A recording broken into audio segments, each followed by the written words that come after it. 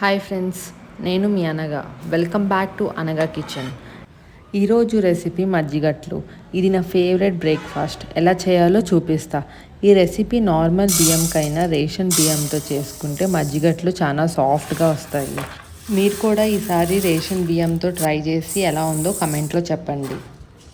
ఈ రెసిపీకి ముందుగా ఒక బౌల్ తీసుకుని 2 గ్లాసెస్ బియ్యం, 1/2 స్పూన్ మెంతులు మరియు 4 స్పూన్స్ అటుకులు వేసి బాగా వాష్ చేసుకోండి. ఇప్పుడు ఈ రైస్కి సరిపడా మజ్జిగ లేదా పెరుగు వేసి మిక్స్ చేయండి. దీన్ని 8 hours నానబెట్టండి. తర్వాత నానబెట్టిన బియ్యాన్ని మెత్తగా మిక్సీ వేయండి. ఈ పిండి ఒక నైట్ వదిలేసి నెక్స్ట్ డే మజ్జిగట్లు వేసుకోండి. మజ్జిగట్లు వేసుకునే ముందు సోడా మరియు ఉప్పు వేసి బాగా మిక్స్ చేసుకోండి. ఇప్పుడు ఒక పాన్ తీసుకుని దాంట్లో ఆయిల్ యాడ్ చేయండి.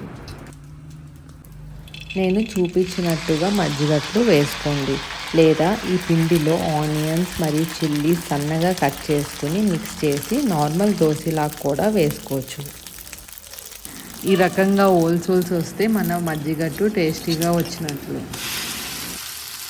దీనికి కాంబినేషన్గా కొబ్బరి చట్నీ లేదా అల్లం చట్నీ బాగుంటుంది. చూడండి ఫ్రెండ్స్, ఎంత ఫ్లఫీగా వచ్చినాయో మన మజ్జిగట్లు. మీరు కూడా ట్రై చేసి ఎలా ఉందో కమెంట్ చేయండి. ఈ రెసిపీ మీకు నచ్చితే like, share and subscribe to అనగా కిచెన్.